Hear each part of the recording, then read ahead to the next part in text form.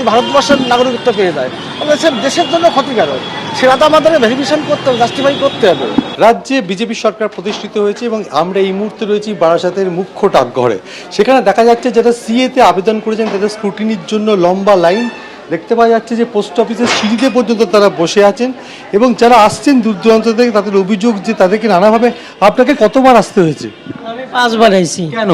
কেন ওই বাংলাদেশের ডকুমেন্টস আইছে, একবার দিছি আমার এই স্কুল সার্টিফিকেট, সেটা হয় নাই। তার আগে একটা দিছি আমার বিদ্যুৎ বিলের ওই দেশের সব কিছু, সেটাই হয় নাই। তারপরে এইভাবে কত সালে এসেছেন? আমি বাংলাদেশের আইছি 14 সালে। এই যে আপনারা কতবার এসেছেন এখানে?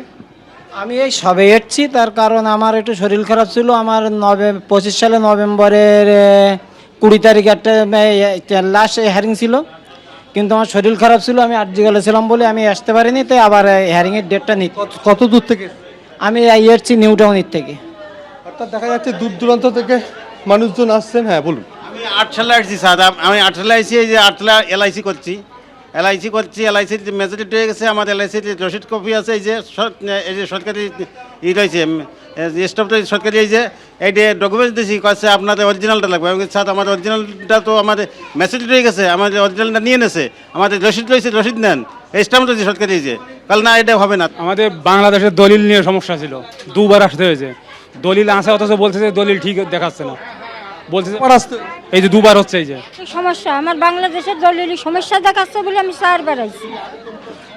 সমস্যা হয়ে গেছে, কোনো হিয়ারিং যায় না, মেসেজ যায় না এখনো।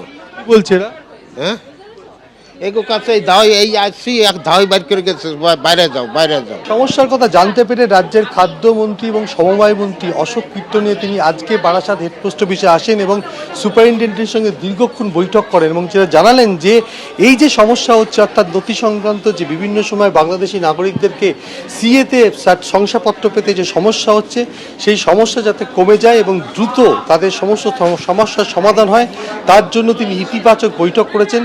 এখন থেকে আর কোনো সমস্যা হবে না। কিন্তু দূর দূরান্ত থেকে আসা যারা বাংলাদেশি নাগরিক, যারা এদেশে নাগরিকত্ব নেওয়ার জন্য সিএতে আবেদন করেছেন, তারা নানাভাবে সমস্যায় পড়ছেন, হয়রানির শিকার হচ্ছেন, এমনটাই অভিযোগ। কিন্তু মন্ত্রী আশ্বাস দিয়েছেন এখন থেকে আর হয়রানি হতে হবে না। ক্যামেরায় দীপ্তর সঙ্গে সমীরণ পাল, এবিপি আনন্দ, উত্তর 24 পরগনা। এবিপি আনন্দ, এগিয়ে থাকে, এগিয়ে রাখে।